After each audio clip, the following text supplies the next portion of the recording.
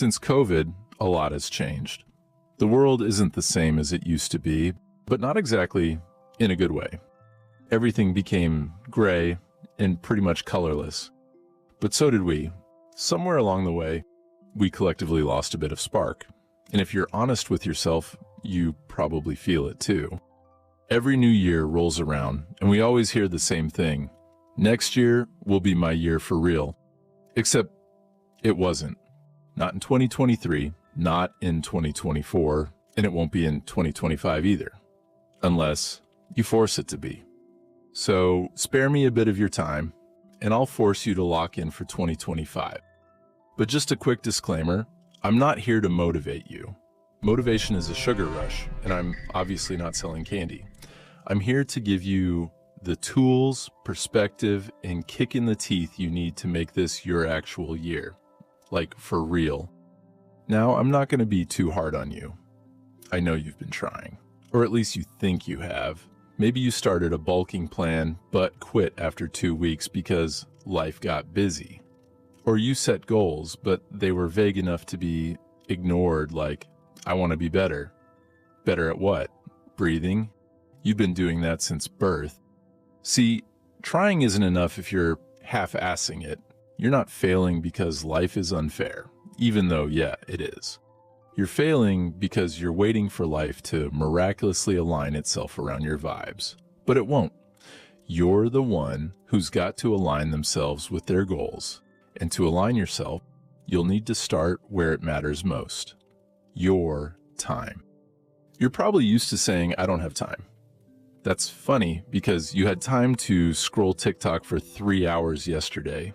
You had time to rewatch the same show for the 4th time because it's absolute cinema. You had time to stare at the ceiling thinking about how you have no time. Did you see it? You have time. You're just bad at using it. If we do the math, you have 24 hours in a day. Let's say you sleep for 8 hours, if you're lucky, work or college for up to 8 as well, and spend 2 hours eating and existing. That leaves 6 hours. Now ask yourself, what am I doing with them?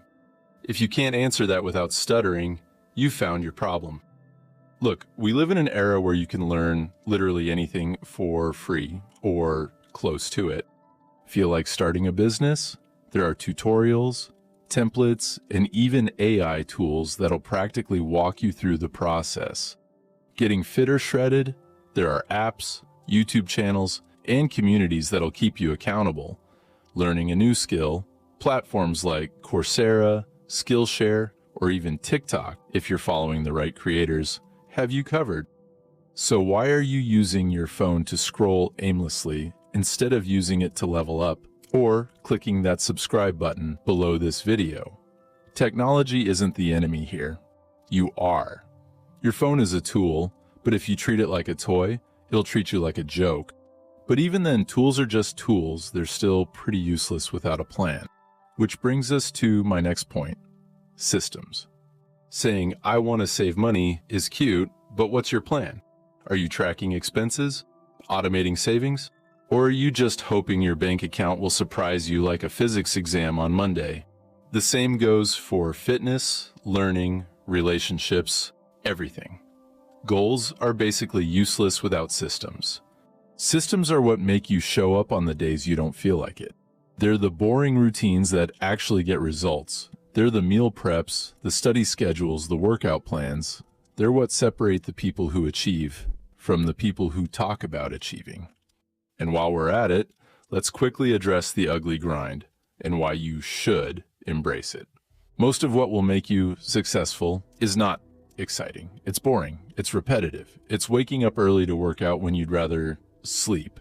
It's saying no to plans so you can study. It's putting in effort when no one's clapping for you. The grind isn't supposed to feel good. It's supposed to feel necessary.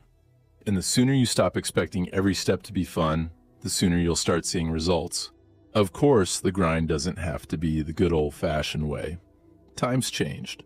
You need to be aware and recognize the massive potential and opportunities sitting right in front of you.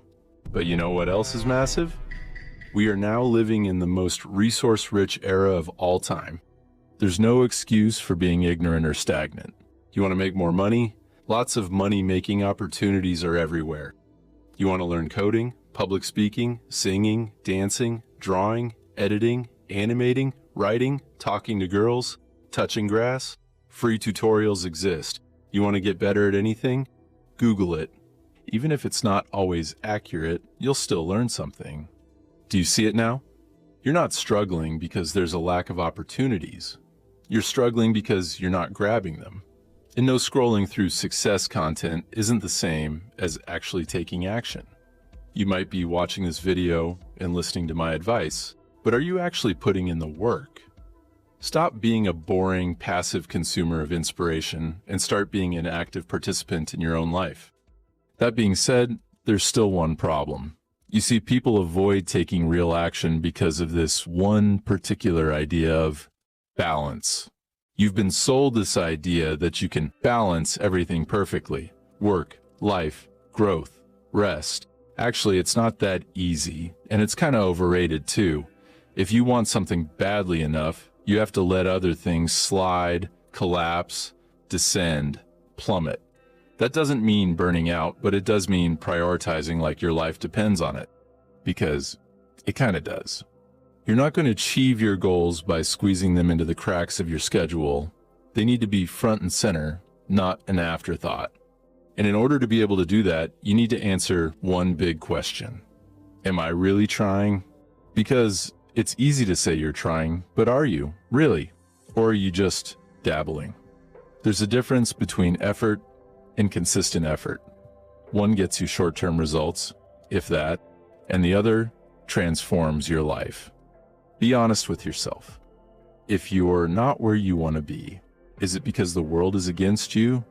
Or is it because you are not fully in that mentality? Are you because you're the lamest?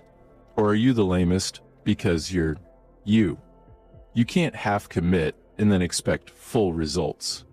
I'm not saying this is someone perfect because I'm not, but I can confidently say I'm the best version of myself that I've ever been. And a big part of that is because I stopped waiting for life to hand me success and started forcing it. Anyways, my point is, if I could do that, what's the reason you can't? I mean, I'm pretty sure you and I are not so different. Look, this is just a wake-up call, a reminder. I'm not going to end this by saying something cheesy like, you've got this. You might not have this. That's up to you. But what I can say is that if you decide to lock in, like really lock in, 2025 can be the year you stop saying, next year will be my year for real, and start saying, this year is mine. The world isn't going to fix itself for you. It's gray and colorless, and that sucks. But you're smart, you're strong, you're adaptable, and most of all, you're a cutie pie. You can fix yourself, and maybe that'll bring a little color back into everything else too. So, are you in? Or are we having the same conversation next year? I mean, you tell me.